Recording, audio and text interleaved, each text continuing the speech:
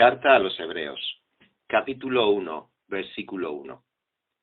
Dios, que muchas veces y de varias maneras habló a nuestros antepasados en otras épocas por medio de los profetas, en estos días finales nos ha hablado por medio de su Hijo.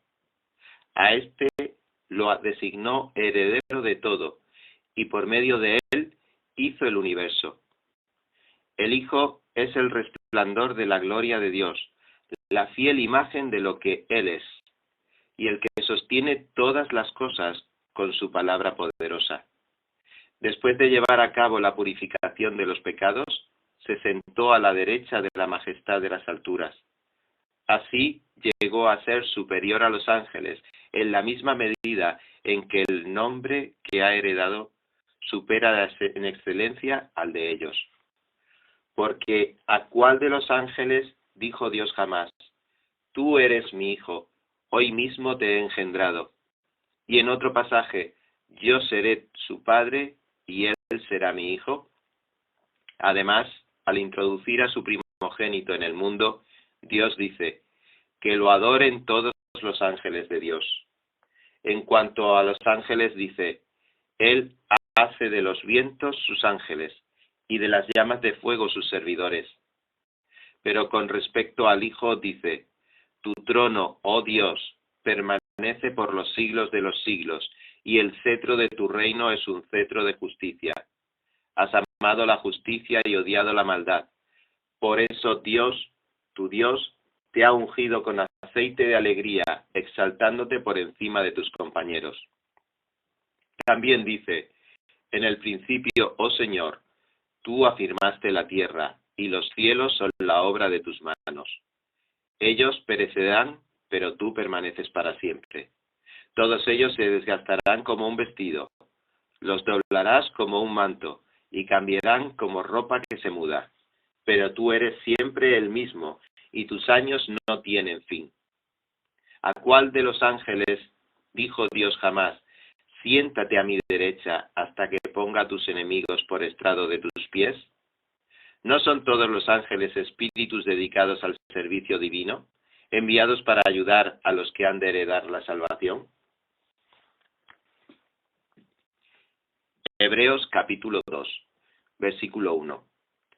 Por eso es necesario que prestemos más atención a lo que hemos oído, no sea que perdamos el rumbo. Porque si el mensaje anunciado por los ángeles tuvo validez, y toda transgresión y desobediencia recibió su justo castigo, ¿cómo escaparemos nosotros si descuidamos una salvación tan grande? Esta salvación fue anunciada primeramente por el Señor, y los que la oyeron nos la confirmaron. A la vez, Dios ratificó su testimonio acerca de ella con señales, prodigios diversos, milagros y dones distribuidos por el Espíritu Santo según su voluntad. Dios no puso bajo el dominio de los ángeles del mundo venidero del que estamos hablando, como alguien ha atestiguado en algún lugar. ¿Qué es el hombre para que en él pienses? ¿Qué es el ser humano para que lo tomes en cuenta? Lo hiciste un poco menor que los ángeles, y lo coronaste de gloria y honra. Todo lo sometiste a su dominio. Y si Dios puso bajo él todas las cosas, entonces no hay nada que no le esté sujeto. Ahora bien, es cierto que todavía no vemos que todo le esté sujeto. Sin embargo, vemos a Jesús, que fue hecho un poco inferior a los ángeles, coronado de gloria y honra por haber padecido la muerte. Así, por la gracia de Dios, la muerte que él sufrió resulta en beneficio de todos. En efecto, a fin de llevar a muchos hijos a la gloria, convenía que Dios, para quien y por medio de quien todo existe, perfeccionara mediante el sufrimiento al autor de la salvación de ellos. Tanto el que santifica como los que son santificados tienen un mismo origen, por lo cual Jesús no se avergüenza de llamarlos hermanos, cuando dice: proclamaré tu nombre a mis hermanos, en medio de la congregación te alabaré. En otra parte dice: yo confiaré en él, y añade: aquí me tienen, con los hijos que Dios me ha dado. Por tanto, ya que en ellos son de carne y hueso, Él también compartió esa naturaleza humana para anular mediante la muerte al que tiene el dominio de la muerte, es decir, al diablo, y librar a todos los que por temor a la muerte estaban sometidos a esclavitud durante toda la vida. Pues ciertamente no vino en auxilio de los ángeles, sino de los descendientes de Abraham. Por eso era preciso que en todo se asemejara a sus hermanos, para ser un sumo sacerdote fiel y misericordioso al servicio de Dios, a fin de expiar los pecados del pueblo, por haber sufrido él mismo la tentación. Puede socorrer a los que son tentados. Hebreos capítulo 3, versículo 1. Por lo tanto, hermanos, ustedes que han sido santificados y que tienen parte en el mismo llamamiento celestial, consideren a Jesús, apóstol y sumo sacerdote de la fe que profesamos. Él fue fiel al que lo nombró, como lo fue también Moisés en toda la casa de Dios.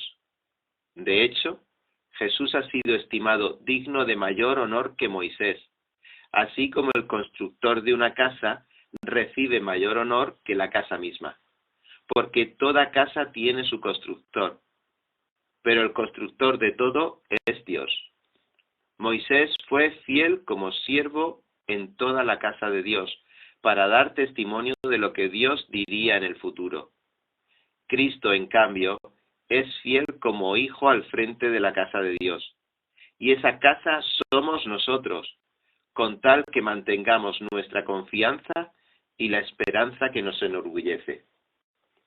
Por eso, como dice el Espíritu Santo, si ustedes oyen hoy su voz, no endurezcan el corazón como sucedió en la rebelión, en aquel día de prueba en el desierto.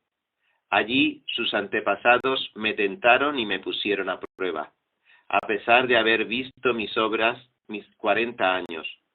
Por eso me enojé con aquella generación y dije, siempre se descarría su corazón y no han reconocido mis caminos. Así que, en mi enojo, hice este juramento, jamás entrarán en mi reposo. Cuídense, hermanos, de que ninguno de ustedes tenga un corazón pecaminoso e incrédulo que los haga apartarse del Dios vivo. Más bien, mientras dure ese hoy, anímense unos a otros cada día, para que ninguno de ustedes se endurezca por el engaño del pecado. Hemos llegado a tener parte con Cristo, con tal que retengamos firme hasta el fin la confianza que tuvimos al principio. Como se acaba de decir, si ustedes oyen hoy su voz, no endurezcan el corazón como sucedió en la rebelión. Ahora bien, ¿quiénes fueron los que oyeron y se rebelaron? ¿No fueron acaso todos los que salieron de Egipto guiados por Moisés? ¿Y con quiénes se enojó Dios durante 40 años? ¿No fue acaso con los que pecaron, los cuales cayeron muertos en el desierto? ¿Y a quiénes juró Dios que jamás entrarían en su reposo, sino a los que desobedecieron? Como podemos ver, no pudieron entrar por causa de su incredulidad. Hebreos capítulo 4, versículo 1. Cuidémonos, por tanto, no sea que, aunque la promesa de entrar en su reposo sigue vigente, alguno de ustedes parezca quedarse atrás, porque a nosotros, lo mismo que a ellos, se nos ha anunciado la buena noticia, pero el mensaje que escucharon no les sirvió de nada, porque no se unieron a la fe a los que habían prestado atención a ese mensaje. En tal reposo entramos los que somos creyentes, conforme a Dios ha dicho. Así que, en mi enojo, hice este juramento, jamás entrarán en mi reposo. Es cierto que su trabajo quedó terminado con la creación del mundo, pues en algún lugar se ha dicho así del séptimo día, y en el séptimo día reposó Dios de todas sus obras. Y en el pasaje citado también dice, jamás entrará en mi reposo. Sin embargo, todavía falta que algunos entren en ese reposo, y los primeros a quienes se les anunció la buena noticia no entraron por causa de su desobediencia. Por eso, Dios volvió a fijar un día, que es hoy, cuando mucho después declaró por medio de David lo que ya he mencionado. Si ustedes oyen hoy su voz, no endurezcan el corazón. Si Josué les hubiera dado reposo, Dios no habría hablado posteriormente de otro día. Por consiguiente, queda todavía un reposo especial para el pueblo de Dios, porque el que entra en el reposo de Dios descansa también de sus obras, así como Dios descansó de las suyas. Esforcémonos, pues, por entrar en ese reposo, para que nadie caiga al seguir aquel ejemplo de desobediencia. Ciertamente, la palabra de Dios es viva y poderosa, y más cortante que cualquier espada de dos filos.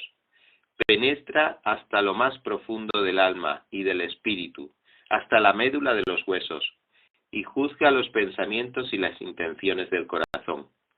Ninguna cosa creada escapa a la vista de Dios. Todo está al descubierto, expuesto a los ojos de aquel a quien hemos de rendir cuentas.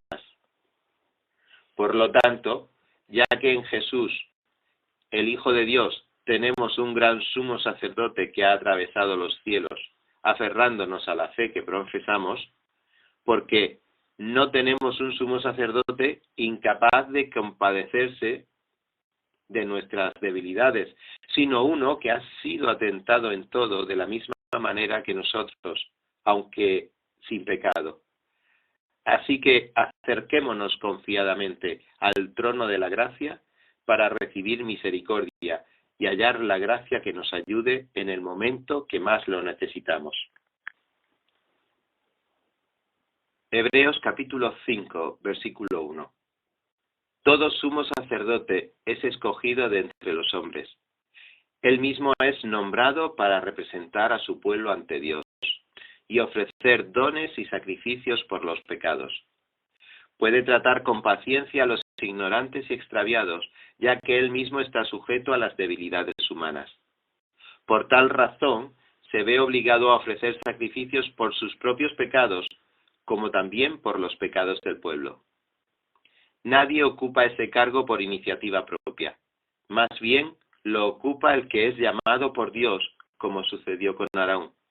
Tampoco Cristo se glorificó a sí mismo, haciéndose sumo sacerdote, sino que Dios le dijo: tú eres mi hijo, hoy mismo te he engendrado. Y en otro pasaje dice: tú eres sacerdote para siempre, según el orden de Melquisedec. En los días de su vida mortal, Jesús ofreció oraciones y súplicas con fuerte clamor y lágrimas al que podía salvarlo de la muerte, y fue escuchado por su reverente sumisión. Aunque era hijo, mediante el sufrimiento aprendió a obedecer, y consumada su perfección, llegó a ser autor de la salvación eterna para todos los que le obedecen. Y Dios lo nombró sumo sacerdote, según el orden de Melquisedec. Sobre este tema tenemos mucho que decir, aunque es difícil explicarlo, porque a ustedes lo que les entra por un oído les sale por el otro. En realidad, a estas alturas ya deberían ser maestros, y sin embargo necesitan que alguien vuelva a enseñarles las verdades más elementales de la palabra de Dios. Dicho de otro modo, necesitan leche en vez de alimento sólido. El que solo se alimenta de leche es inexperto en el mensaje de justicia, es como un niño de pecho. En cambio, el alimento sólido es para los adultos, para los que tienen la capacidad de distinguir entre lo bueno y lo malo, pues han ejercitado su facultad de percepción espiritual. Hebreos capítulo 6. Por eso, dejando a un lado las enseñanzas elementales acerca de Cristo, avancemos hacia la madurez. No volvamos a poner los fundamentos tales como el arrepentimiento de las obras que conducen a la muerte, la fe en Dios, la instrucción sobre bautismos, la imposición de manos, la resurrección de los muertos y el juicio eterno. Así procederemos, si Dios lo permite. Es imposible que renueven el arrepentimiento aquellos que han sido una vez iluminados, que han saboreado el don celestial, que han tenido parte en el Espíritu Santo y que han experimentado la buena palabra de Dios y los poderes del mundo venidero, y después de todo esto se han apartado. Es imposible, porque así vuelven a crucificar para su propio mal al Hijo de Dios y lo exponen a la vergüenza pública. Cuando la tierra bebe la lluvia que con frecuencia cae sobre ella y produce una buena cosecha para los que la cultivan, reciben bendición de Dios. En cambio, cuando produce espinos y cardos, no vale nada, está a punto de ser maldecida y acabará por ser quemada. En cuanto a ustedes, queridos hermanos, aunque nos expresamos así, estamos seguros de que les espera lo mejor, es decir, lo que atañe a la salvación. Porque Dios no es injusto como para olvidarse de las obras y del amor que, para su gloria, ustedes han mostrado sirviendo a los santos, como lo siguen haciendo. Deseamos, sin embargo, que cada uno de ustedes siga mostrando ese mismo empeño hasta la realización final y completa de su esperanza. No sean perezosos, más bien imiten a quienes por su fe y paciencia heredan las promesas. Cuando Dios hizo su promesa a Abraham, como no tenía a nadie superior por quien jurar, juró por sí mismo y dijo: te bendeciré en gran manera y multiplicaré tu descendencia. Y así, después de esperar con paciencia, Abraham recibió lo que se le había prometido. Los seres humanos juran por alguien superior a ellos mismos, y el juramento, al confirmar lo que se ha dicho, pone punto final a toda discusión.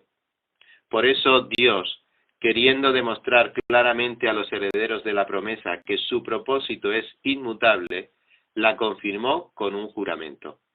Lo hizo así para que, mediante la promesa y el juramento, que son dos realidades inmutables en las cuales es imposible que Dios mienta, tengamos un estímulo poderoso, los que, buscando refugio, nos aferramos a la esperanza que está delante de nosotros.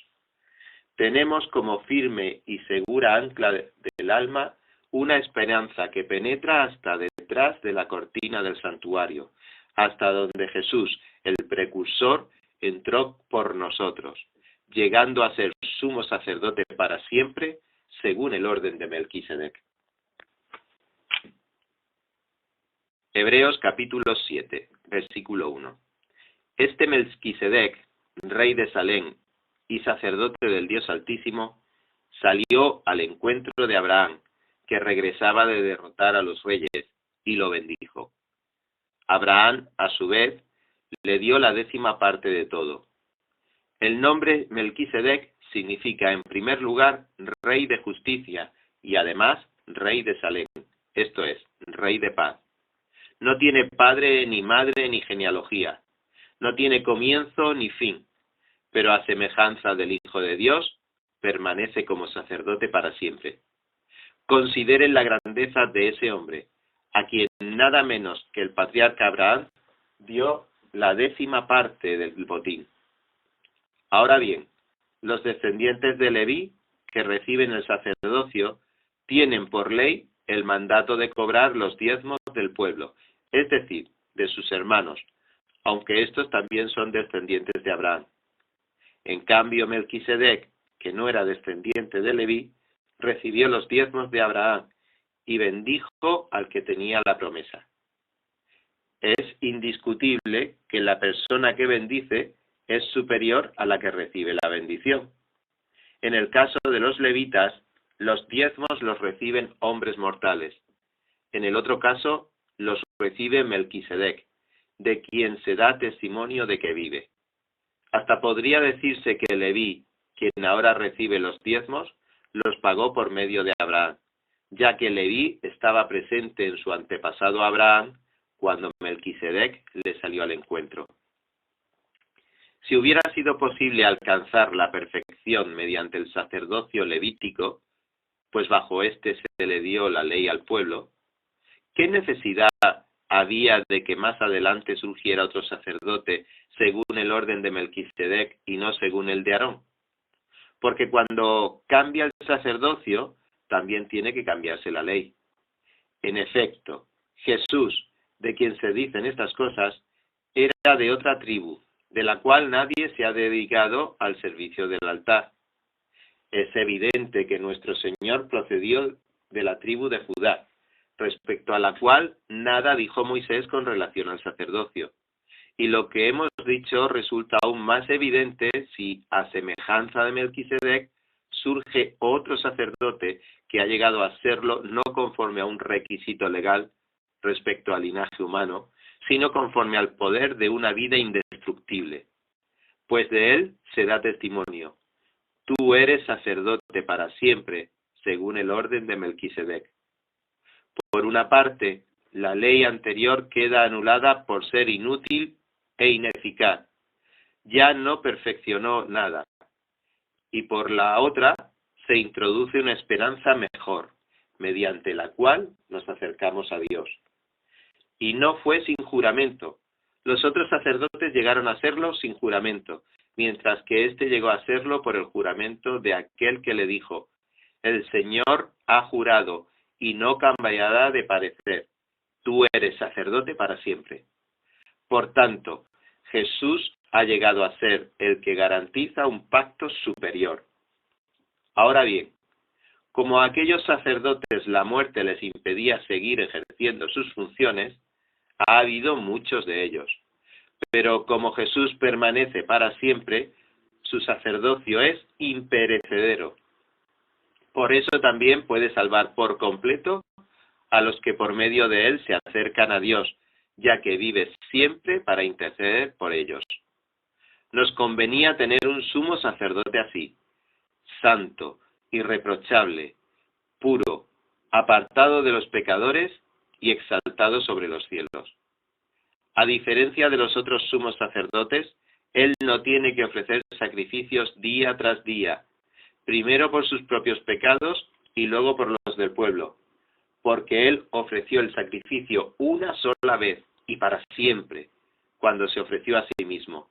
De hecho, la ley designa como sumos sacerdotes a hombres débiles, pero el juramento posterior a la ley designa al Hijo, quien ha sido hecho perfecto para siempre. Hebreos capítulo 8, versículo 1. Ahora bien, el punto principal de lo que venimos diciendo es que tenemos tal sumo sacerdote, aquel que se sentó a la derecha del trono de la majestad en el cielo, el que sirve en el santuario, es decir, en el verdadero tabernáculo levantado por el Señor y no por ningún ser humano. A todo sumo sacerdote se le nombra para presentar ofrendas y sacrificios, por lo cual es necesario que también tenga algo que ofrecer. Si Jesús estuviera en la tierra, no sería sacerdote, pues aquí ya hay sacerdotes que presentan las ofrendas en conformidad con la ley. Estos sacerdotes sirven en un santuario que es copia y sombra de lo que está en el cielo, tal como se le advirtió a Moisés cuando estaba a punto de construir el tabernáculo. Asegúrate de hacerlo todo según el modelo que se te ha mostrado en la montaña. Pero el servicio sacerdotal que Jesús ha recibido es superior al de ellos, así como el pacto del cual es mediador es superior al antiguo, puesto que se basa en mejores promesas. Efectivamente, si ese primer pacto hubiera sido perfecto, no habría lugar para un segundo pacto. Pero Dios, reprochándole sus defectos, dijo: vienen días, dice el Señor, en que haré un nuevo pacto con la casa de Israel y con la casa de Judá. No será un pacto como el que hice con sus antepasados, el día que los tomé de la mano y los saqué de Egipto, ya que ellos no permanecieron fieles a mi pacto, y yo los abandoné, dice el Señor. Este es el pacto que después de aquel tiempo haré con la casa de Israel, dice el Señor. Pondré mis leyes en su mente, y las escribiré en su corazón. Yo seré su Dios, y ellos serán mi pueblo. Ya no tendrán nadie que enseñar a su prójimo, ni dirá nadie a su hermano, conoce al Señor, porque todos, desde el más pequeño hasta el más grande, me conocerán. Yo les perdonaré sus iniquidades, y nunca más me acordaré de sus pecados. Al llamar nuevo a ese pacto, ha declarado obsoleto al anterior, y lo que se vuelve obsoleto y envejece, ya está por desaparecer. Hebreos capítulo 9, versículo 1. Ahora bien, el primer pacto tenía sus normas para el culto y un santuario terrenal. En efecto, se habilitó un tabernáculo de tal modo que en su primera parte, llamada el lugar santo, estaba el candelabro, la mesa y los panes consagrados. Tras la segunda cortina estaba la parte llamada el lugar santísimo, el cual tenía el altar de oro para el incienso y el arca del pacto, toda recubierta de oro. Dentro del arca había una urna de oro que contenía el maná, la vara de Aarón, que había retoñado, y las tablas del pacto. Encima del arca estaban los querubines de la gloria, que cubrían con su sombra el lugar de la expiación. Pero ahora no se puede hablar de eso en detalle. Así dispuestas todas estas cosas, los sacerdotes entran continuamente en la primera parte del tabernáculo para celebrar el culto, pero en la segunda entran únicamente el sumo sacerdote y solo una vez al año, provisto siempre de sangre que ofrece por sí mismo y por los pecados de ignorancia cometidos por el pueblo. Con esto, el Espíritu Santo da a entender que mientras siga en pie el primer tabernáculo, aún no se habrá revelado el camino que conduce al lugar santísimo. Esto nos ilustra hoy día que las ofrendas y los sacrificios que allí se ofrecen no tienen poder alguno para perfeccionar la conciencia de los que celebran ese culto. No se trata más que de reglas externas relacionadas con alimentos, bebidas y diversas ceremonias de purificación, válidas solas hasta el tiempo señalado para reformarlo todo. Cristo, por el contrario, al presentarse como sumo sacerdote de los bienes definitivos en el tabernáculo más excelente y perfecto, no hecho por manos humanas, es decir, que no es de esta creación, entró una sola vez y para siempre en el lugar santísimo. No lo hizo con sangre de machos cabríos y becerros, sino con su propia sangre, logrando así un rescate eterno. La sangre de machos cabríos y de toros, y las cenizas de una novilla rociadas sobre personas impuras, las santifican de modo que quedan limpias por fuera. Si esto es así, ¿cuánto más la sangre de Cristo, quien por medio del Espíritu Eterno se ofreció sin mancha a Dios, purificará nuestra conciencia de las obras que conducen a la muerte, a fin de que sirvamos al Dios viviente? Por eso Cristo es mediador de un nuevo pacto, para que los llamados reciban la herencia eterna prometida, ahora que Él ha muerto para librarlos de los pecados cometidos bajo el primer pacto. En el caso de un testimonio, es necesario constatar la muerte del testador, pues un testamento solo adquiere validez cuando el testador muere, y no entra en vigor mientras vive. De ahí que ni siquiera el primer pacto se haya establecido sin sangre. Después de promulgar todos los mandamientos de la ley a todo el pueblo, Moisés tomó la sangre de los becerros junto con agua, lana escarlata y ramas de hisopo, y roció el libro de la ley y a todo el pueblo, diciendo: esta es la sangre del pacto que Dios ha mandado que ustedes cumplan.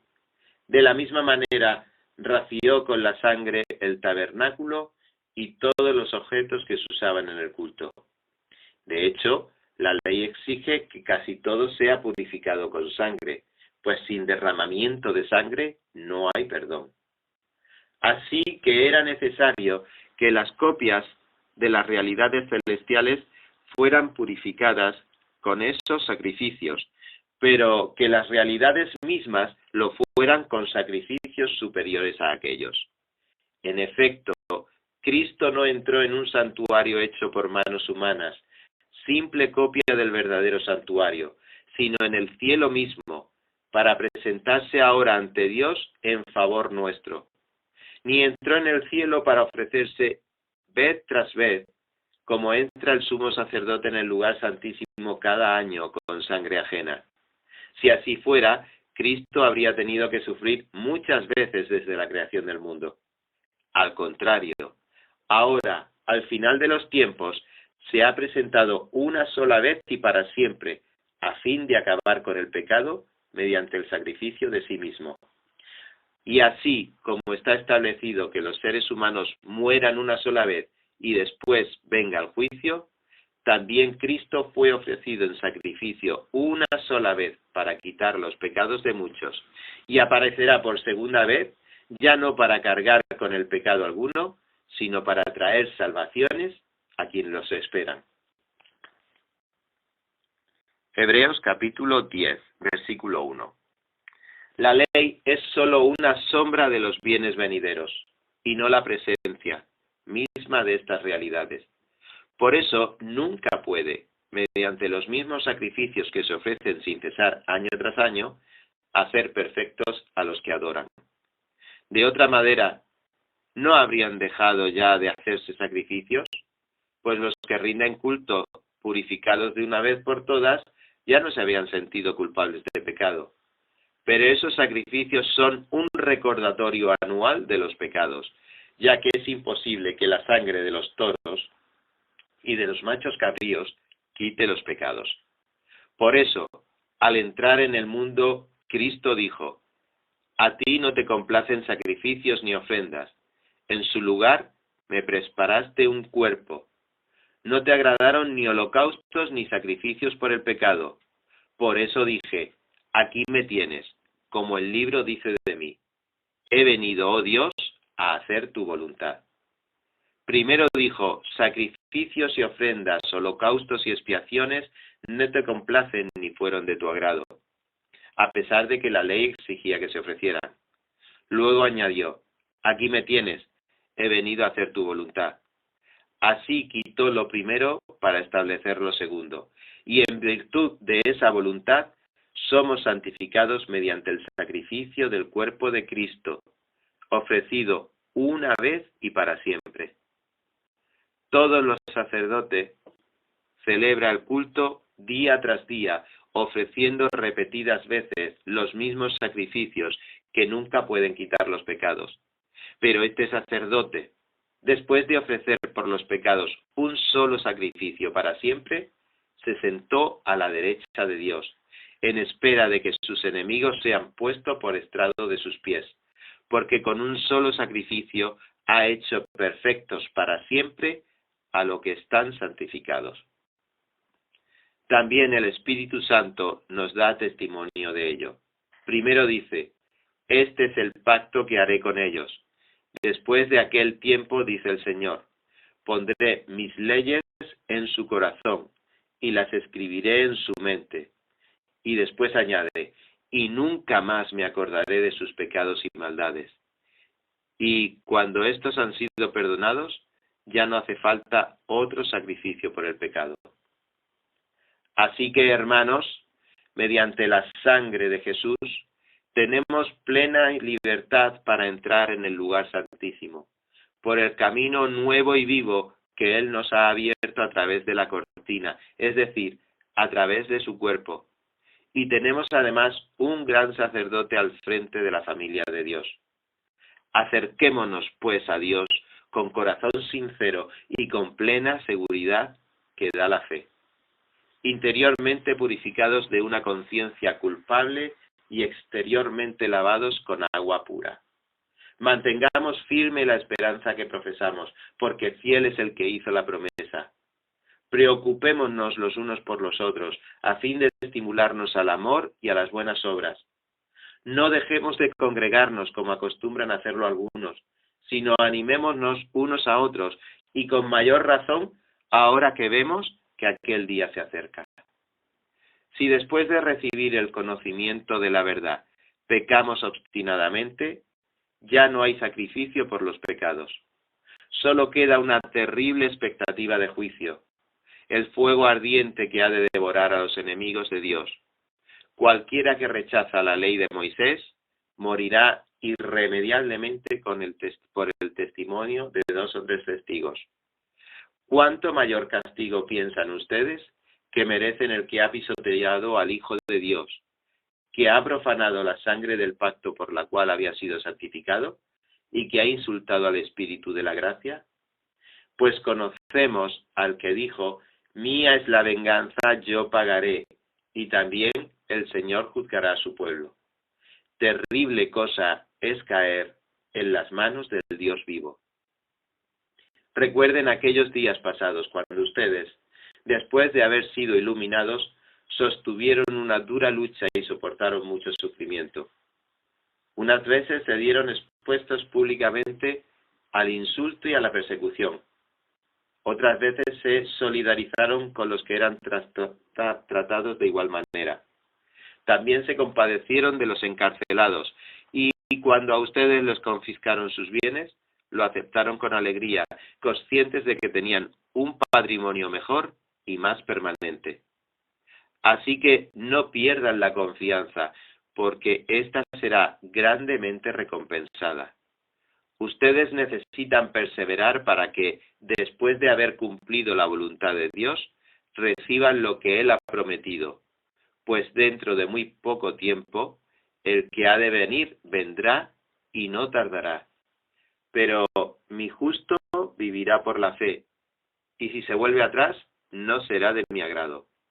Pero nosotros no somos de los que se vuelven atrás y acaban por perderse, sino de los que tienen fe y preservan su vida.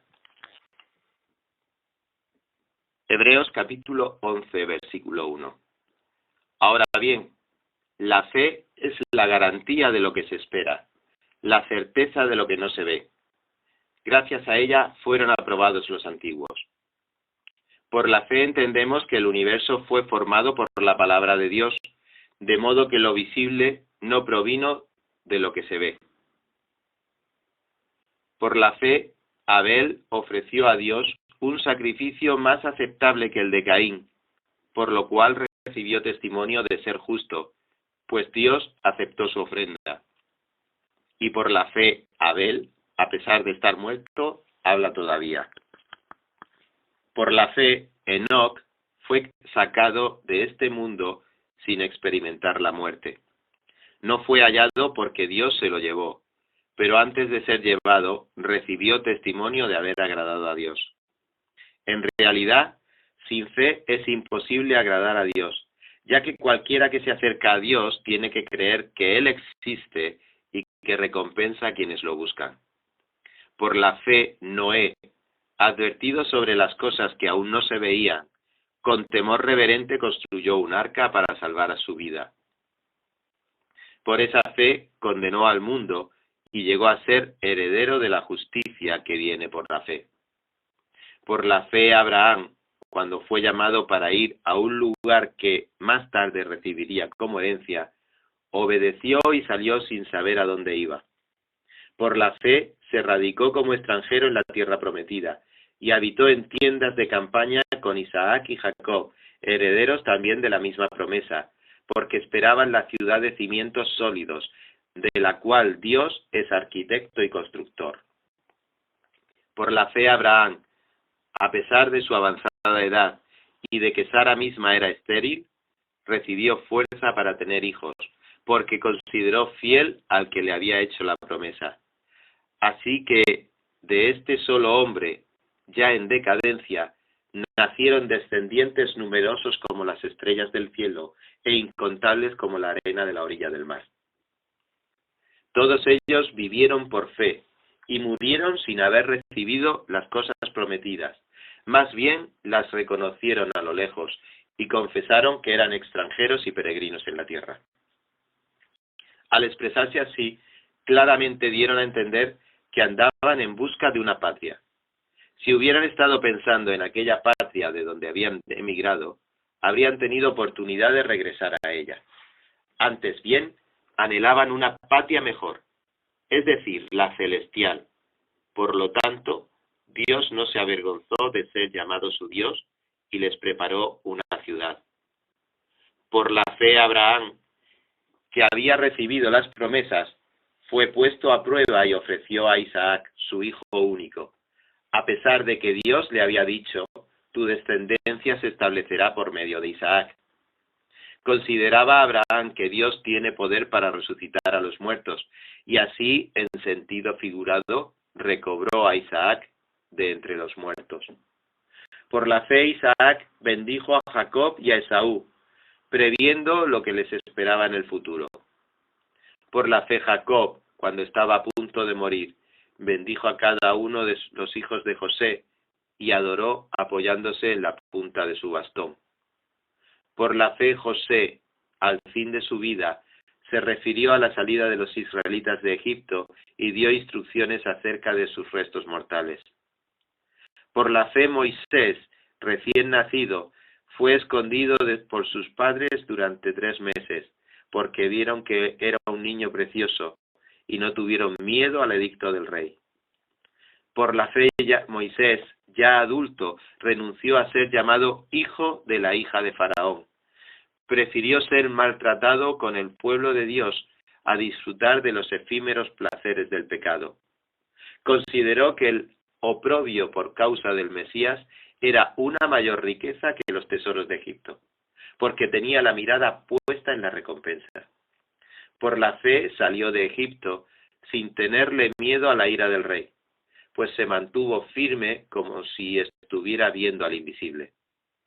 Por la fe celebró la Pascua y el rociamiento de la sangre para que el exterminador de los primogénitos no tocara a los de Israel. Por la fe el pueblo cruzó el Mar Rojo como por tierra seca, pero cuando los egipcios intentaron cruzarlo, se ahogaron.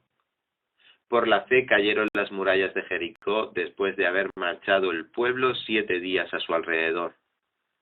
Por la fe la prostituta Rahab no murió junto con los desobedientes, pues había recibido en paz a los espías. ¿Qué más voy a decir? Me faltaría tiempo para hablar de Gedeón, Barak, Sansón, Jefté, David, Samuel y los profetas, los cuales por la fe conquistaron reinos, hicieron justicia y alcanzaron lo prometido, cerraron bocas de leones, apagaron la furia de las llamas y escaparon del filo de la espada. Sacaron fuerzas de flaqueza, se mostraron valientes en la guerra y pusieron en fuga a ejércitos extranjeros. Hubo mujeres que por la resurrección recobraron a sus muertos. Otros, en cambio, fueron muertos a golpes, pues para alcanzar una mejor resurrección no aceptaron que los pusieran en libertad. Otros sufrieron la prueba de burlas y azotes, e incluso cadenas y cárceles. Fueron apedreados, aserrados por la mitad, asesinados a filo de espada. Anduvieron fugitivos de aquí para allá, cubiertos de pieles de oveja y de cabra, pasando necesidades, afligidos y maltratados. El mundo no merecía gente así. Anduvieron sin rumbo por desiertos y montañas, por cuevas y cavernas. Aunque todos anduvieron y obtuvieron un testimonio favorable mediante la fe, ninguno de ellos vio el cumplimiento de la promesa. Esto sucedió para que ellos no llegaran a la meta sin nosotros, pues Dios nos había preparado algo mejor. Hebreos capítulo 12, versículo 1. Por tanto, también nosotros, que estamos rodeados de una multitud tan grande de testigos, despojémonos del lastre que nos estorba, en especial del pecado que nos asedia, y corramos con perseverancia la carrera que tenemos por delante. Fijemos la mirada en Jesús, el iniciador y perfeccionador de nuestra fe, quien por el gozo que le esperaba soportó la cruz, menospreciando la vergüenza que ella significaba, y ahora está sentado a la derecha del trono de Dios. Así pues, consideren a aquel que perseveró frente a tanta oposición por parte de los pecadores, para que no se cansen ni pierdan el ánimo. En la lucha que ustedes libran contra el pecado, todavía no han tenido que resistir hasta derramar su sangre. Y ya han olvidado por completo las palabras de aliento que como a hijos se les dirigen. Hijo mío, no tomes a la ligera la disciplina del Señor, ni te desanimes cuando te reprenda, porque el Señor disciplina a los que ama y azota a todo el que lo recibe como hijo. Lo que soportan es para su disciplina, pues Dios los está tratando como a hijos. ¿Qué hijo hay a quien el Padre no disciplina? Si a ustedes se les deja sin la disciplina que todos reciben, entonces son bastardos y no hijos legítimos. Después de todo, aunque nuestros padres humanos nos disciplinaban, los respetábamos. ¿No hemos de someternos con mayor razón al Padre de los Espíritus para que vivamos? En efecto, nuestros padres nos disciplinaban por un breve tiempo, como mejor les parecía, pero Dios lo hace para nuestro bien, a fin de que participemos de su santidad. Ciertamente, ninguna disciplina en el momento de recibirla parece agradable, sino más bien penosa. Sin embargo, después produce una cosecha de justicia y paz para quienes han sido entrenados por ella. Por tanto, renueven las fuerzas de sus manos cansadas y de sus rodillas debilitadas. Hagan sendas derechas para sus pies, para que la pierna coja no se disloque, sino que se sane. Busquen la paz con todos y la santidad, sin la cual nadie verá a Dios. Asegúrense de que nadie deje de alcanzar la gracia de Dios, de que ninguna raíz amarga brote y cause dificultades y corrompa a muchos, y de que nadie sea inmoral ni profano como Esaú, quien por un solo plato de comida vendió sus derechos de hijo mayor. Después, como ya saben, cuando quiso heredar esa bendición, fue rechazado. No se le dio lugar para el arrepentimiento, aunque con lágrimas buscó la bendición. Ustedes no se han acercado a una montaña que se pueda tocar o que esté ardiendo en fuego, ni a oscuridad, tinieblas y tormenta, ni a sonido de trompeta, ni a tal clamor de palabras que quienes lo oyeron suplicaron que no se les hablara más, porque no podían soportar esta orden. Será apedreado todo el que toque la montaña, aunque sea un animal. Tan terrible era este espectáculo que Moisés dijo: estoy temblando de miedo.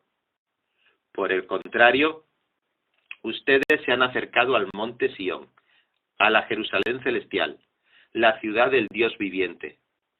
Se han acercado a millares y millares de ángeles, a una asamblea gozosa, a la iglesia de los primogénitos inscritos en el cielo.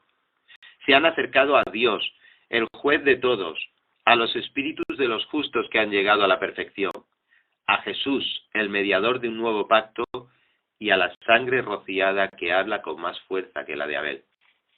Tengan cuidado de no rechazar al que habla, pues si no escaparon aquellos que rechazaron al que los amonestaba en la tierra, mucho menos escaparemos nosotros si le volvemos la espalda al que nos amonesta desde el cielo.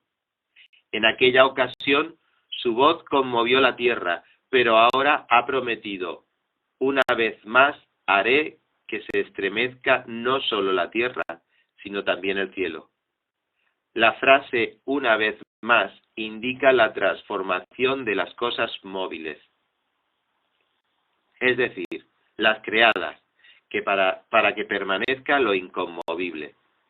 Así que nosotros, que estamos recibiendo un reino inconmovible, seamos agradecidos, inspirados por esta gratitud. Adoremos a Dios como a Él le agrada, con temor reverente, porque nuestro Dios es fuego consumidor. Hebreos capítulo 13, versículo 1. Sigan amándose unos a otros fraternalmente. No se olviden de practicar la hospitalidad, pues gracias a ella algunos sin saberlo hospedaron ángeles. Acuérdense de los presos como si ustedes fueran sus compañeros de cárcel, y también de los que son maltratados como si fueran ustedes mismos los que sufren. Tengan todos en alta estima el matrimonio y la fidelidad conyugal, porque Dios juzgará a los adúlteros y a todos los que cometen inmoralidades sexuales. Manténganse libres del amor al dinero y conténtense con lo que tienen, porque Dios ha dicho: nunca te dejaré, jamás te abandonaré.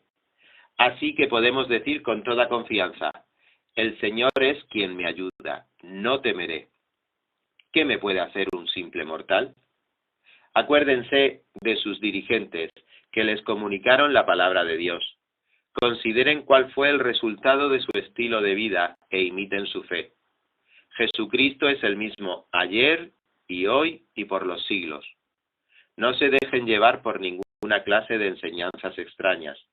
Conviene que el corazón sea fortalecido por la gracia y no por los alimentos rituales que de nada aprovechan a quienes los comen. Nosotros tenemos un altar del cual no tienen derecho a comer los que ofician en el tabernáculo, porque el sumo sacerdote introduce la sangre de los animales en el lugar santísimo como sacrificio por el pecado, pero los cuerpos de esos animales se queman fuera del campamento. Por eso también Jesús, para santificar al pueblo mediante su propia sangre, sufrió fuera de la puerta de la ciudad. Por lo tanto, salgamos a su encuentro fuera del campamento, llevando la deshonra que él llevó. Pues aquí no tenemos una ciudad permanente, sino que buscamos la ciudad venidera. Así que ofrezcamos continuamente a Dios, por medio de Jesucristo, un sacrificio de alabanza, es decir, el fruto de los labios que confiesan su nombre. No se olviden de hacer el bien y de compartir con otros lo que tienen, porque esos son los sacrificios que agradan a Dios. Obedezcan a sus dirigentes y sométanse a ellos, pues cuidan de ustedes como quienes tienen que rendir cuentas. Obedézcanlos a fin de que ellos cumplan su tarea con alegría y sin quejarse, pues el quejarse no les trae ningún provecho. Oren por nosotros, porque estamos seguros de tener la conciencia tranquila y queremos portarnos honradamente en todo. Les ruego encarecidamente que oren para que cuanto antes se me permita estar de nuevo con ustedes. El Dios que da la paz levantó de entre los muertos al gran pastor de las ovejas, a nuestro Señor Jesús, por la sangre del pacto eterno. Que Él los capacite en todo lo bueno para hacer su voluntad, y que por medio de Jesucristo Dios cumpla en nosotros lo que le agrada. A Él sea la gloria por los siglos de los siglos. Amén. Hermanos, les ruego que reciban bien estas palabras de exhortación, ya que les escribo brevemente. Quiero que sepan que nuestro hermano Timoteo ha sido puesto en libertad. Si llega pronto, iré con él a verlos. Saluden a todos sus dirigentes y a todos los santos. Los de Italia les mandan saludos. Que la gracia sea con todos ustedes. Segunda carta a Timoteo, capítulo 1, versículo 1. Pablo, apóstol de Cristo Jesús por la voluntad de Dios, según la promesa de vida que tenemos en Cristo Jesús. A mi querido hijo Timoteo, que Dios el Padre y Cristo Jesús nuestro Señor te concedan gracia, misericordia y paz. Al recordarte de día y de noche en mis oraciones, siempre doy gracias a Dios, a quien sirvo con una conciencia limpia como lo hicieron mis antepasados. Y al acordarme de tus lágrimas, anhelo verte para llenarme de alegría. Traigo a la memoria tu fe sincera, la cual animó primero a tu abuela Loida y a tu madre Eunice, y ahora te anima a ti. De eso estoy convencido. Por eso te recomiendo que avives la llama del don de Dios que recibiste cuando te impuse las manos. Pues Dios no nos ha dado un espíritu de timidez, sino de poder, de amor y de dominio propio. Así que no te avergüences de dar testimonio de nuestro Señor, ni tampoco de mí, que por su causa soy prisionero. Al contrario, tú también, con el poder de Dios, debes soportar sufrimientos en el Evangelio. Pues Dios nos salvó y nos llamó a una vida santa, no por nuestras propias obras, sino por su propia determinación y gracia. Nos concedió este favor en Cristo Jesús antes del comienzo del tiempo, y ahora lo ha revelado con la venida de nuestro Salvador Cristo Jesús, quien destruyó la muerte y sacó a la luz la vida incorruptible mediante el Evangelio. De este Evangelio he sido yo designado heraldo, apóstol y maestro. Por ese motivo padezco estos sufrimientos, pero no me avergüenzo, porque sé en quién he creído, y estoy seguro de que tiene poder para guardar hasta aquel día lo que le he confiado. Con fe y amor en Cristo Jesús, sigue el ejemplo de la sana doctrina, que de mí aprendiste. Con el poder del Espíritu Santo que vive en nosotros, cuida la preciosa enseñanza que se te ha confiado. Ya sabes que todos los de la provincia de Asia me han abandonado, incluso Figelo y Hermógenes. Que el Señor le conceda misericordia a la familia de Onesíforo, porque muchas veces me dio ánimo y no me avergonzó de mis cadenas. Al contrario, cuando estuvo en Roma, me buscó sin descanso hasta encontrarme. Que el Señor le conceda hallar misericordia divina en aquel día. Tú conoces muy bien los muchos servicios que me prestó en Éfeso. Segunda de Timoteo, capítulo 2, versículo 1. Así que tú, hijo mío, fortalécete por la gracia que tenemos en Cristo Jesús. Lo que me has oído decir en presencia de muchos testigos, encomiéndalo a creyentes dignos de confianza, que a su vez estén capacitados para enseñar a otros. Comparte nuestros sufrimientos como buen soldado de Cristo Jesús.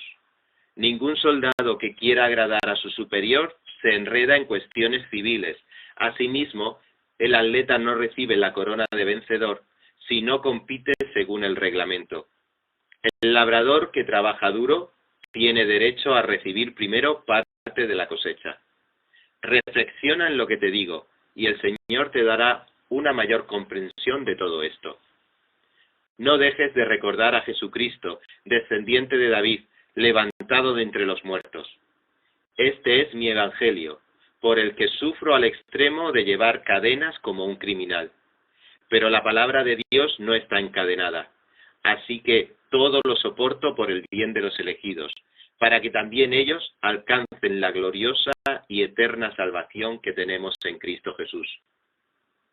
Este mensaje es digno de crédito. Si morimos con Él, también viviremos con Él. Si resistimos, también reinaremos con Él. Si lo negamos, también Él nos negará. Si somos infieles, Él sigue siendo fiel, ya que no puede negarse a sí mismo. No dejes de recordarles esto. Adviérteles delante de Dios que eviten las discusiones inútiles, pues no sirven nada más que para destruir a los oyentes.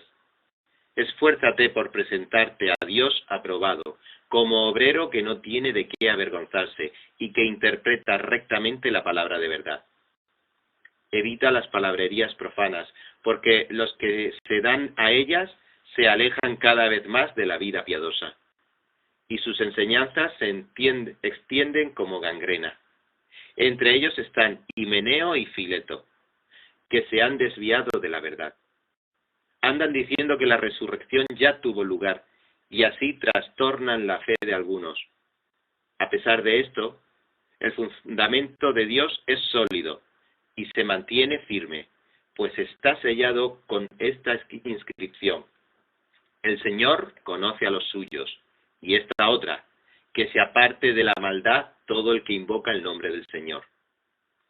En una casa grande no solo hay vasos de oro y de plata, sino también de madera y de barro, unos para usos más nobles y otros para los usos más bajos. Si alguien se mantiene limpio, llegará a ser un vaso noble, santificado, útil para el Señor y preparado para toda obra buena.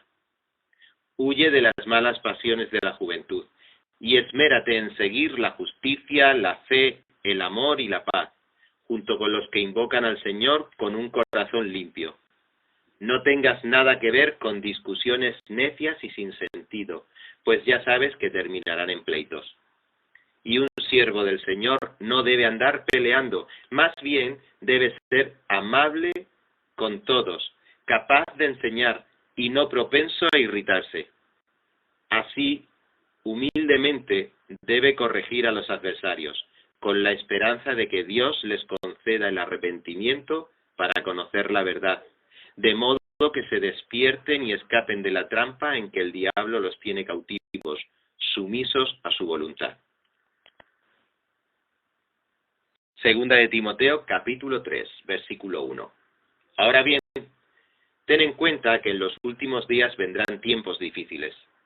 La gente estará llena de egoísmo y avaricia, serán jactanciosos, arrogantes, blasfemos, desobedientes a los padres, ingratos, impíos, insensibles, implacables, calumniadores, libertinos, despiadados, enemigos de todo lo bueno, traicioneros, impetuosos, vanidosos y más amigos del placer que de Dios. Aparentarán ser piadosos, pero su conducta desmentirá el poder de la piedad. Con esa gente ni te metas. Así son los que van de casa en casa, cautivando a mujeres débiles, cargadas de pecados, que se dejan llevar de toda clase de pasiones. Ellas siempre están aprendiendo, pero nunca logran conocer la verdad. Del mismo modo que Janes y Jambres se opusieron a Moisés, también esa gente se opone a la verdad. Son personas de mente depravada, reprobadas en la fe, pero no llegarán muy lejos, porque todo el mundo se dará cuenta de su insensatez, como pasó con aquellos dos. Tú, en cambio, has seguido paso a paso mis enseñanzas, mi manera de vivir, mi propósito, mi fe, mi paciencia, mi amor, mi constancia, mis persecuciones y mis sufrimientos. Estás enterado de lo que sufrí en Antioquía, Iconio y Listra, y de las persecuciones que soporté. Y de todas ellas me libró el Señor. Asimismo, serán perseguidos todos los que quieran llevar una vida piadosa en Cristo Jesús, mientras que esos malvados embaucadores irán de mal en peor, engañando y siendo engañados. Pero tú permaneces firme en lo que has aprendido y de lo cual estás convencido, pues sabes de quiénes lo aprendiste. Desde tu niñez conoces las sagradas escrituras, que pueden darte la sabiduría necesaria para la salvación mediante la fe en Cristo Jesús. Toda la escritura es inspirada por Dios y útil para enseñar, para reprender, para corregir y para instruir en la justicia, a fin de que el siervo de Dios esté enteramente capacitado para toda buena obra. Segunda de Timoteo, capítulo 4, versículo 1. En presencia de Dios y de Cristo Jesús, que ha de venir en su reino y que juzgará a los vivos y a los muertos, te doy este solemne encargo. Predica la palabra, persiste en hacerlo, sea o no sea oportuno, corrige, reprende y anima con mucha paciencia sin dejar de enseñar, porque llegará el tiempo en que no van a tolerar la sana doctrina, sino que llevados de sus propios deseos, se rodearán de maestros que les digan las novelerías que quieren oír. Dejarán de escuchar la verdad y se volverán a los mitos. Tú, por el contrario, sé prudente en todas las circunstancias, soporta los sufrimientos, dedícate a la evangelización, cumple con los deberes de tu ministerio. Yo, por mi parte, ya estoy a punto de ser ofrecido como un sacrificio, y el tiempo de mi partida ha llegado. He peleado la buena batalla, he terminado la carrera, me he mantenido en la fe. Por lo demás, me espera la corona de justicia que el Señor, el juez justo, me otorgará en aquel día, y no solo a mí, sino también a todos los que con amor hayan esperado su venida. Haz todo lo posible por venir a verme cuanto antes, pues Demas, por amor a este mundo, me ha abandonado y se ha ido a Tesalónica. Crescente se ha ido a Galacia y Tito a Dalmacia. Solo Lucas está conmigo. Recoge a Marcos y tráelo contigo, porque me es de ayuda en mi ministerio. A Tíquico lo mandé a Éfeso. Cuando vengas, trae la capa que dejé en Troas, en casa de Carpo. Trae también los libros, especialmente los pergaminos. Alejandro el herrero me ha hecho mucho daño. El Señor le dará su merecido. Tú también cuídate de él, porque se opuso tenazmente a nuestro mensaje. En mi primera defensa nadie me respaldó, sino que todos me abandonaron. Que no les sea tomado en cuenta. Pero el Señor estuvo a mi lado y me dio fuerzas para que por medio de mí se llevara a cabo la predicación del mensaje y lo oyeran todos los paganos. Y fui librado de la boca del león. El Señor me librará de todo mal y me preservará para su reino celestial. A Él sea la gloria por los siglos de los siglos. Amén. Saludos a Priscila y a Aquila, y a la familia de Onesíforo. Erasto se quedó en Corinto, a Trófimo lo dejé enfermo en Mileto. Haz todo lo posible por venir antes del invierno. Te mandan saludos Eubulo, Pudente, Lino, Claudia y todos los hermanos. El Señor esté con tu espíritu. Que la gracia sea con ustedes. Segunda carta de Pedro, capítulo 1, versículo 1. Simón Pedro, siervo y apóstol de Jesucristo, a los que por la justicia de Dios y Salvador Jesucristo han recibido una fe tan preciosa como la nuestra, que abunden en ustedes la gracia y la paz por medio del conocimiento que tienen de Dios y de Jesús nuestro Señor. Su divino poder, al darnos el conocimiento de aquel que nos llamó por su propia gloria y excelencia, nos ha concedido todas las cosas que necesitamos para vivir como Dios manda. Así Dios nos ha entregado sus preciosas y magníficas promesas para que ustedes, luego de escapar de la corrupción que hay en el mundo debido a los malos deseos, lleguen a tener parte en la naturaleza divina. Precisamente por eso, esfuércense por añadir a su fe virtud, a su virtud entendimiento, al entendimiento dominio propio, al dominio propio constancia, a la constancia devoción a Dios, a la devoción a Dios afecto fraternal y al afecto fraternal amor. Porque estas cualidades, si abundan en ustedes, los harán crecer en el conocimiento de nuestro Señor Jesucristo y evitarán que sean inútiles e improductivos. En cambio, el que no las tiene es tan corto de vista que ya ni ve, y se olvida de que ha sido limpiado de sus antiguos pecados. Por lo tanto, hermanos, esfuércense más todavía por asegurarse del llamado de Dios, que fue quien los eligió. Si hacen estas cosas, no caerán jamás, y se les abrirán de par en par las puertas del reino eterno de nuestro Señor y Salvador Jesucristo. Por eso siempre les recordaré estas cosas, por más que las sepan y estén afianzadas en la verdad que ahora tienen. Además, considero que tengo la obligación de refrescarles la memoria mientras viva en esta habitación pasajera que es mi cuerpo, porque sé que dentro de poco tendré que abandonarlo, según me lo ha manifestado nuestro Señor Jesucristo. También me esforzaré con empeño para que, aún después de mi partida, ustedes puedan recordar estas cosas en todo tiempo. Cuando les dimos a conocer la venida de nuestro Señor Jesucristo en todo su poder, no estábamos siguiendo sutiles cuentos supersticiosos, sino dando testimonio de su grandeza, que vimos con nuestros propios ojos. Él recibió honor y gloria de parte de Dios el Padre, cuando desde la majestuosa gloria se dirigió aquella voz que dijo: «Este es mi Hijo amado, estoy muy complacido con él». Nosotros mismos oímos esa voz que vino del cielo cuando estábamos con él en el Monte Santo. Esto ha venido a confirmarnos la palabra de los profetas, a la cual ustedes hacen bien en prestar atención, como a una lámpara que brilla en un lugar oscuro, hasta que despunte el día y salga el lucero de la mañana en sus corazones. Ante todo, tengan muy presente que ninguna profecía de las Escrituras surge de la interpretación particular de nadie, porque la profecía no ha tenido su origen en la voluntad humana, sino que los profetas hablaron de parte de Dios, impulsados por el Espíritu Santo. Segunda de Pedro, capítulo 2, versículo 1. En el pueblo judío hubo falsos profetas, y también entre ustedes habrá falsos maestros que encubiertamente introducirán herejías destructivas, al extremo de negar al mismo Señor que los rescató.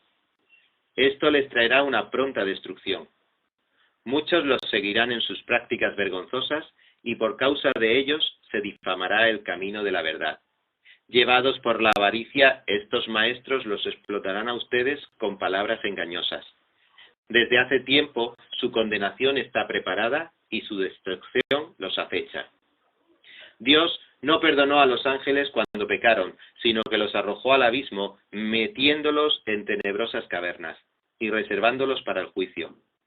Tampoco perdonó al mundo antiguo cuando mandó un diluvio sobre los impíos, aunque protegió a 8 personas, incluyendo a Noé, predicador de la justicia.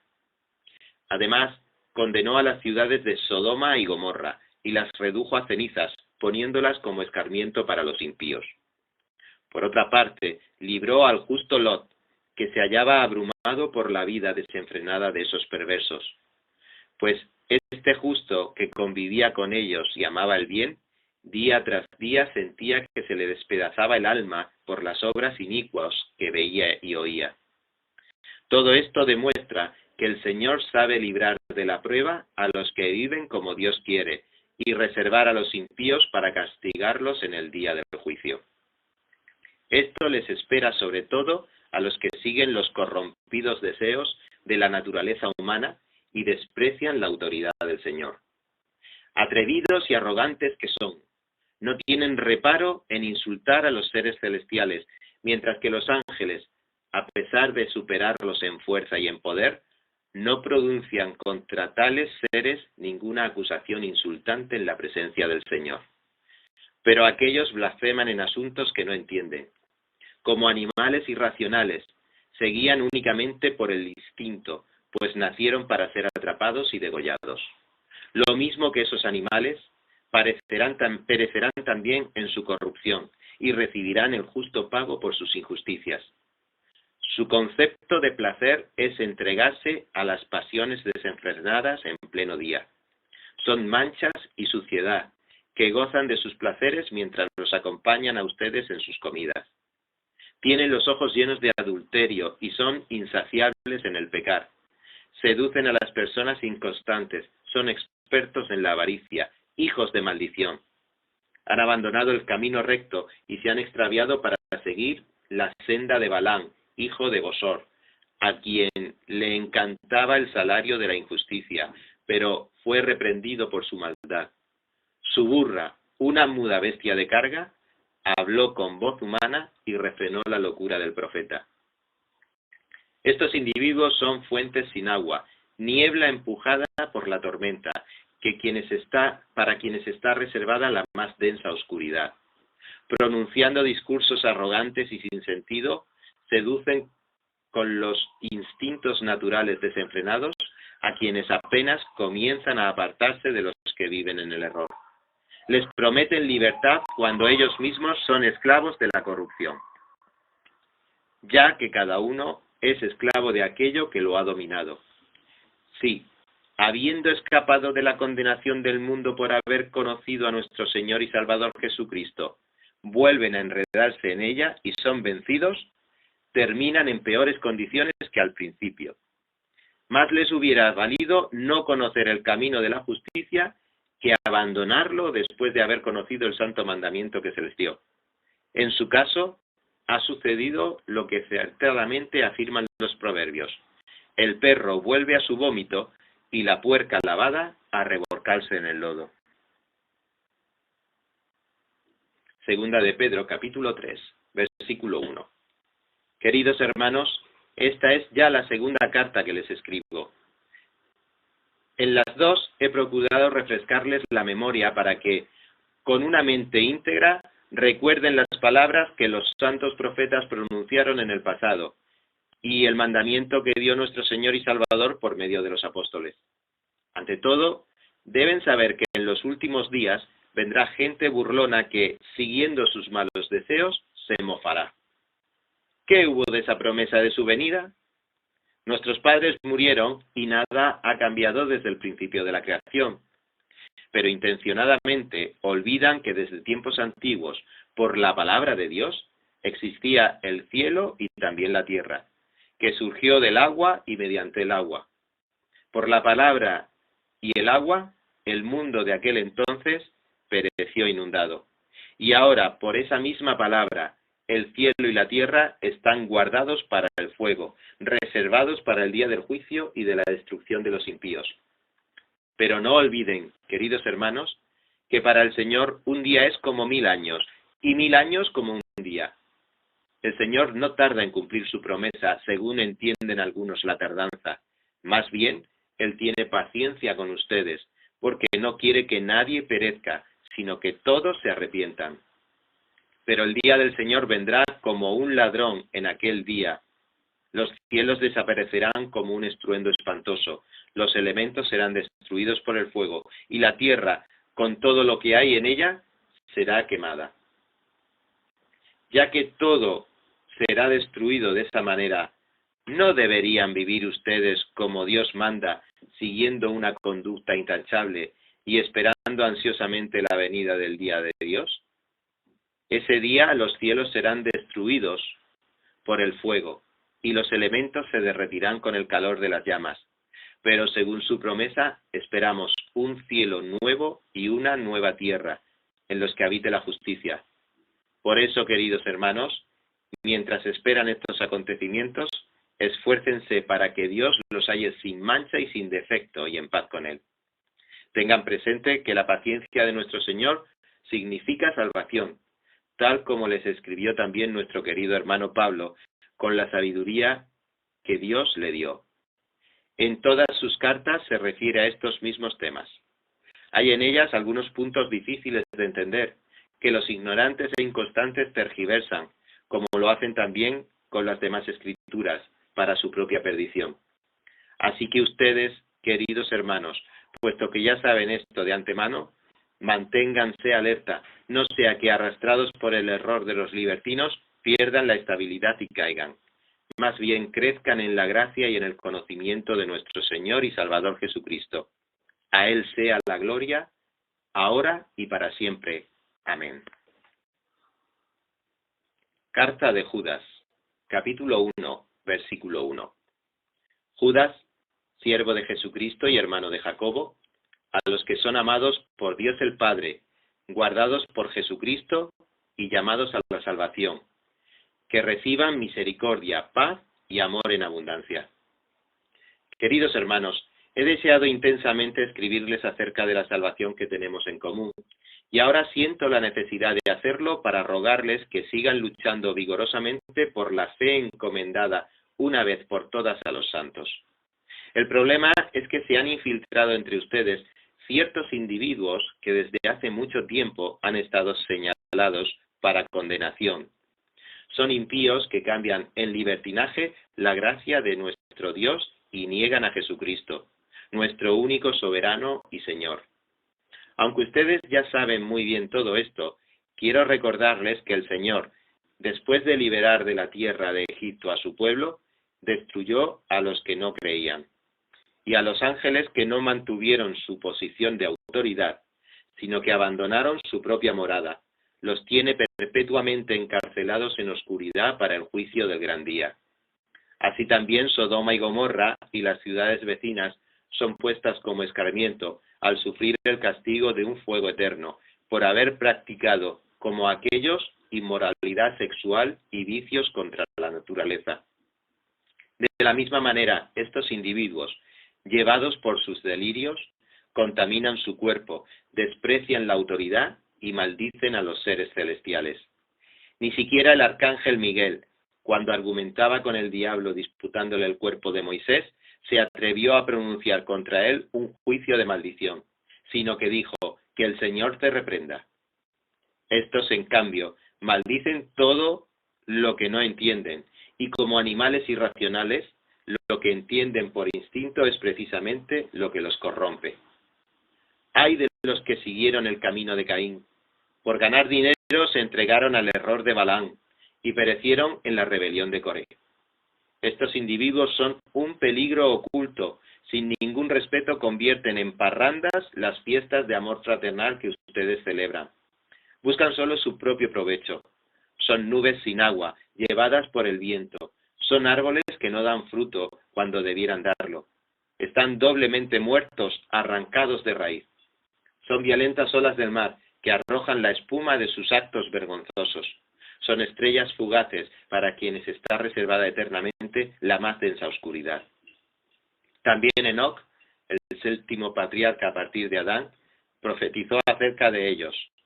Miren, el Señor viene con millares y millares de sus ángeles para someter a juicio a todos y para reprender a todos los pecadores impíos por todas las malas obras que han cometido y por todas las injurias que han proferido contra él. Estos individuos son refunfuñadores y criticones. Se dejan llevar por sus propias pasiones, hablan con arrogancia y adulan a los demás para sacar ventaja. Ustedes, queridos hermanos, recuerden el mensaje anunciado anteriormente por los apóstoles de nuestro Señor Jesucristo.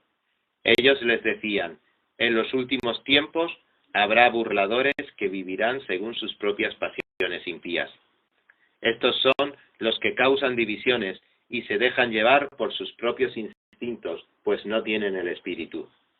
Ustedes, en cambio, queridos hermanos, manténganse en el amor de Dios, edificándose sobre la base de su santísima fe y orando en el Espíritu Santo, mientras esperan que nuestro Señor Jesucristo en su misericordia les conceda vida eterna.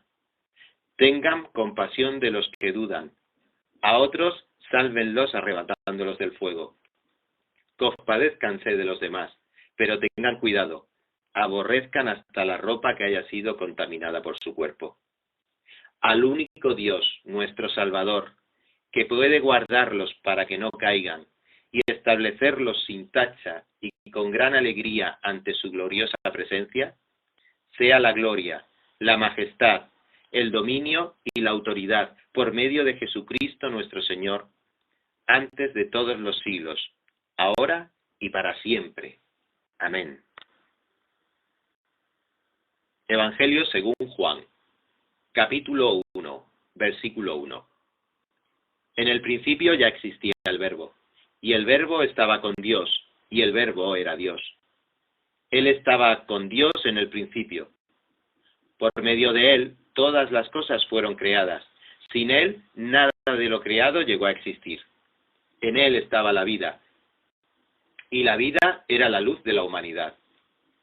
Esta luz resplandece en las tinieblas, y las tinieblas no han podido extinguirla.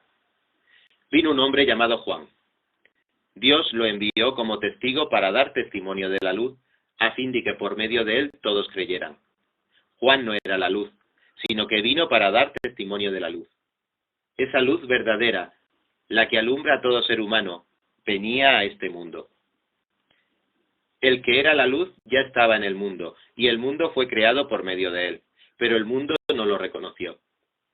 Vino a lo que era suyo, pero los suyos no lo recibieron. Mas a cuantos lo recibieron, a los que creen en su nombre, les dio el derecho de ser hijos de Dios. Estos no nacen de la sangre, ni por deseos naturales, ni por voluntad humana, sino que nacen de Dios. Y el Verbo se hizo hombre, y habitó entre nosotros, y hemos contemplado su gloria, la gloria que corresponde al Hijo unigénito del Padre, lleno de gracia y de verdad. Juan dio testimonio de él, y a voz en cuello proclamó, «Este es aquel de quien yo decía, el que viene después de mí es superior a mí, porque existía antes que yo».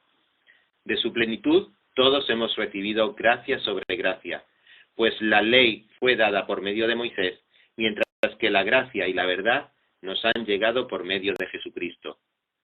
A Dios nadie lo ha visto nunca.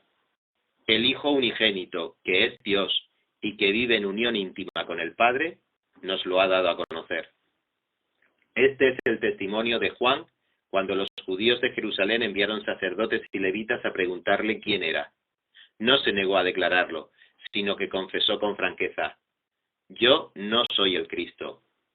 «¿Quién eres entonces?», le preguntaron. «¿Acaso eres Elías?». «No lo soy». «¿Eres el profeta?». «No lo soy». «Entonces, ¿quién eres?». «Tenemos que llevar una respuesta a los que nos enviaron. ¿Cómo te ves a ti mismo?». «Yo soy la voz del que grita en el desierto: enderecen el camino del Señor», respondió Juan con las palabras del profeta Isaías. Algunos que habían sido enviados por los fariseos lo interrogaron: «Pues, si no eres el Cristo, ni Elías, ni el profeta, ¿por qué bautizas?». «Yo bautizo con agua, pero entre ustedes hay alguien a quien no conocen, y que viene después de mí, al cual yo no soy digno ni siquiera de desatarle la correa de las sandalias». Todo esto sucedió en Betania, al otro lado del río Jordán, donde Juan estaba bautizando. Al día siguiente Juan vio a Jesús que se acercaba a él, y dijo: «Aquí tienen el Cordero de Dios que quita el pecado del mundo. De este hablaba yo, cuando dije: después de mí viene un hombre que es superior a mí, porque existía antes que yo. Yo ni siquiera lo conocía, pero para que él se revelara al pueblo de Israel, vine bautizando con agua». Juan declaró: «Vi al Espíritu descender del cielo, como una paloma, y permanecer sobre él. Yo mismo no lo conocía, pero el que me envió a bautizar con agua me dijo: aquel sobre quien veas que el Espíritu desciende y permanece, es el que bautiza con el Espíritu Santo. Yo lo he visto, y por eso testifico que este es el Hijo de Dios». Al día siguiente Juan estaba de nuevo allí, con 2 de sus discípulos. Al ver a Jesús que pasaba por ahí, dijo: «Aquí tienen al Cordero de Dios». Cuando los 2 discípulos le oyeron decir esto, siguieron a Jesús. Jesús se volvió y al ver que lo seguían les preguntó: «¿Qué buscan?». «Rabí, ¿dónde te hospedas?». Rabí significa maestro. «Vengan a ver», les contestó Jesús. Ellos fueron, pues, y vieron dónde se hospedaba, y aquel mismo día se quedaron con él. Eran como las 4 de la tarde. Andrés, hermano de Simón Pedro, era uno de los 2 que, al oír a Juan, habían seguido a Jesús. Andrés encontró primero a su hermano Simón y le dijo: «Hemos encontrado al Mesías», es decir, el Cristo. Luego lo llevó a Jesús, quien mirándolo fijamente le dijo: «Tú eres Simón, hijo de Juan. Serás llamado Cefas», es decir, Pedro. Al día siguiente, Jesús decidió salir hacia Galilea. Se encontró con Felipe y lo llamó: «Sígueme». Felipe era del pueblo de Betsaida, lo mismo que Andrés y Pedro. Felipe buscó a Natanael y le dijo: «Hemos encontrado a Jesús de Nazaret, el hijo de José, aquel de quien se escribió Moisés en la ley, y de quien escribieron los profetas». «¿De Nazaret?», replicó Natanael. «¿Acaso de allí puede salir algo bueno?». «Ven a ver», le contestó Felipe. Cuando Jesús vio a Natanael que se acercaba, comentó: «Aquí tienen a un verdadero israelita, en quien no hay falsedad». «¿De dónde me conoces?», le preguntó Natanael. «Antes de que Felipe te llamara, cuando aún estabas bajo la higuera, ya te había visto». «Rabí, tú eres el Hijo de Dios, tú eres el Rey de Israel», declaró Natanael. «¿Lo crees porque te dije que te vi cuando estabas debajo de la higuera? Vas a ver aún cosas más grandes que estas». Y añadió: «Ciertamente les aseguro que ustedes verán abrirse el cielo y a los ángeles de Dios subir y bajar sobre el Hijo del Hombre». Juan capítulo 2, versículo 1. Al tercer día se celebró una boda en Caná de Galilea, y la madre de Jesús se encontraba allí. También habían sido invitados a la boda Jesús y sus discípulos. Cuando el vino se acabó, la madre de Jesús le dijo: «Ya no tienen vino». «Mujer, ¿es que eso qué tiene que ver conmigo?», respondió Jesús. «Todavía no ha llegado mi hora». Su madre dijo a los sirvientes: «Hagan lo que él les ordene». Había allí 6 tinajas de piedra, de las que usan los judíos en sus ceremonias de purificación. En cada una cabían unos 100 litros. Jesús dijo a los sirvientes: llenen de agua las tinajas, y los sirvientes las llenaron hasta el borde.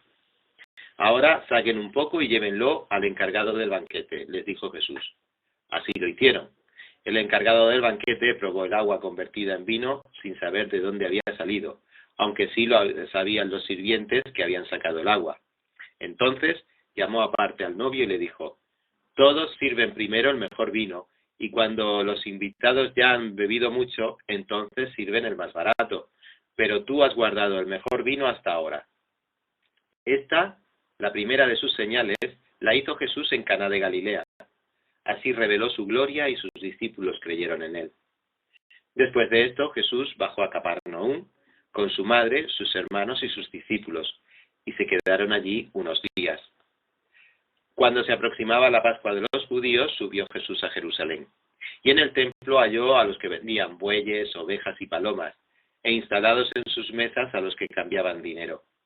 Entonces, haciendo un látigo de cuerdas, echó a todos del templo, juntamente con sus ovejas y sus bueyes.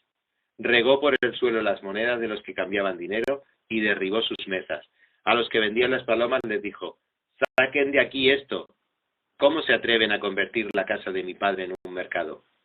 Sus discípulos se acordaron de que está escrito: el celo por tu casa me consumirá.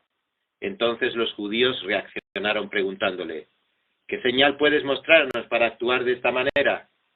Destruyan este templo, respondió Jesús, y lo levantaré de nuevo en 3 días. ¿Tardaron 46 años en construir este templo y tú vas a levantarlo en 3 días?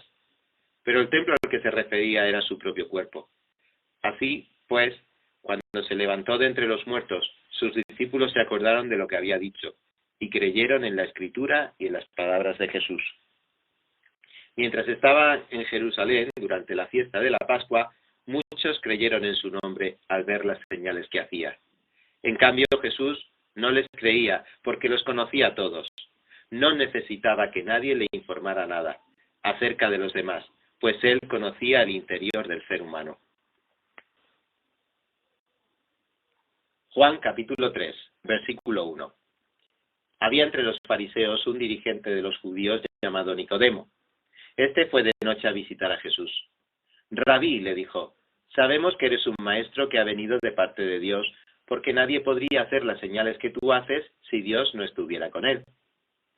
De veras te aseguro que quien no nazca de nuevo no puede ver el reino de Dios, dijo Jesús.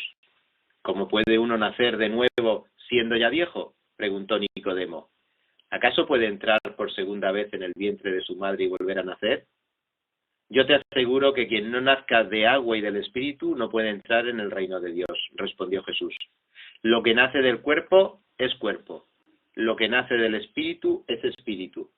No te sorprendas de que te haya dicho, tienes que nacer de nuevo. El viento sopla por donde quiere y oyes silbar, aunque ignoras de dónde viene y a dónde va. Lo mismo pasa con todo el que nace del Espíritu. Nicodemo replicó, ¿cómo es posible que esto suceda? ¿Tú eres maestro de Israel y no entiendes estas cosas?, respondió Jesús.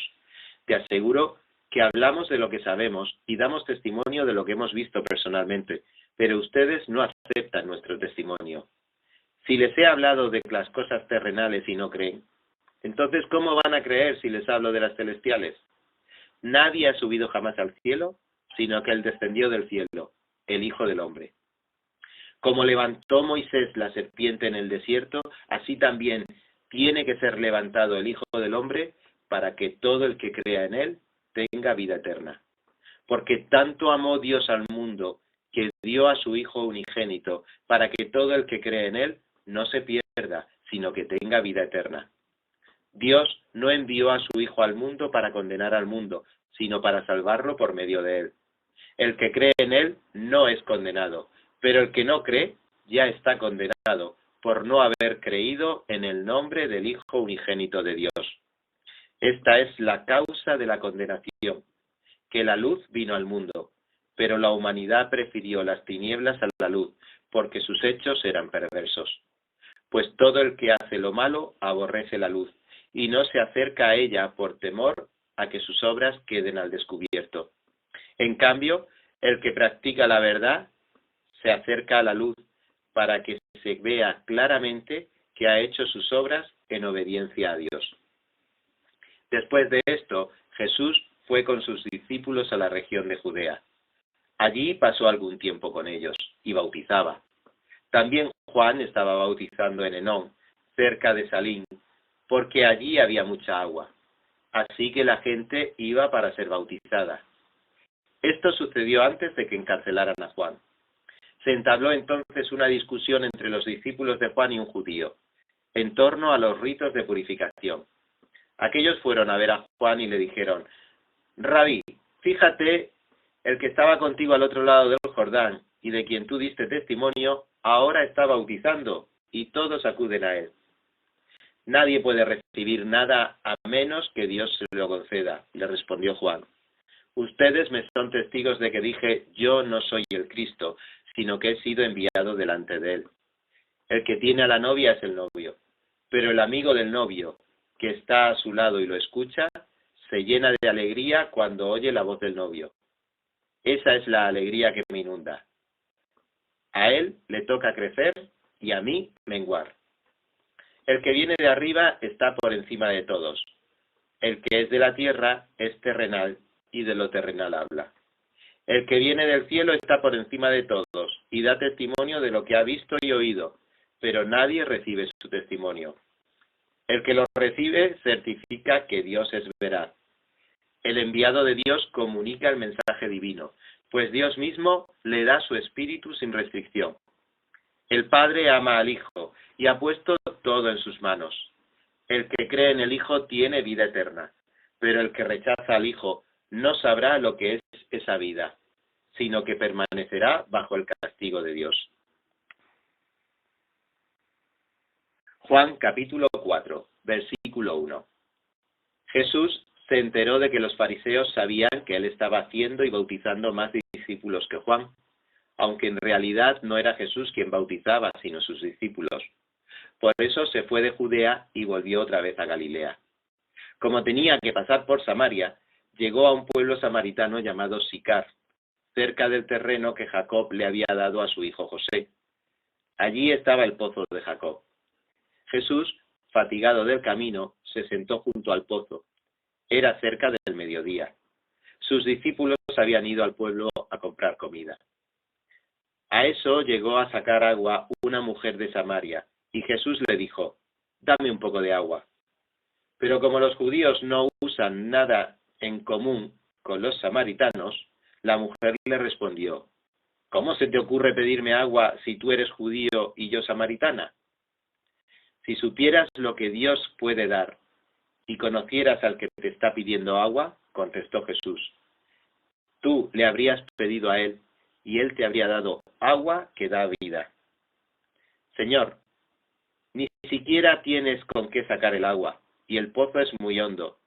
¿De dónde, pues, vas a sacar ese agua de que da vida? ¿Acaso eres tú superior a nuestro padre Jacob, que nos dejó este pozo, del cual bebieron él, sus hijos y su ganado? Todo el que beba de esta agua volverá a tener sed, respondió Jesús. Pero el que beba del agua que yo le daré no volverá a tener sed jamás, sino que dentro de él esa agua se convertirá en un manantial del que brotará vida eterna. Señor, dame de esa agua para que no vuelva a tener sed, ni siga viniendo aquí a sacarla. Ve a llamar a tu esposo y vuelve acá, le dijo Jesús. No tengo esposo, respondió la mujer. Bien has dicho que no tienes esposo. Es cierto que has tenido 5, y el que ahora tienes no es tu esposo. En esto has dicho la verdad. Señor, me doy cuenta de que tú eres profeta. Nuestros antepasados adoraron en este monte, pero ustedes los judíos dicen que el lugar donde debemos adorar está en Jerusalén. Créeme, mujer, que se acerca la hora en que ni en este monte ni en Jerusalén adorarán ustedes al Padre. Ahora ustedes adoran lo que no conocen. Nosotros adoramos lo que conocemos, porque la salvación proviene de los judíos. Pero se acerca la hora, y ha llegado ya, en que los verdaderos adoradores rendirán culto al Padre en espíritu y en verdad, porque así quiere el Padre que sean los que le adoren. Dios es espíritu, y quienes lo adoran deben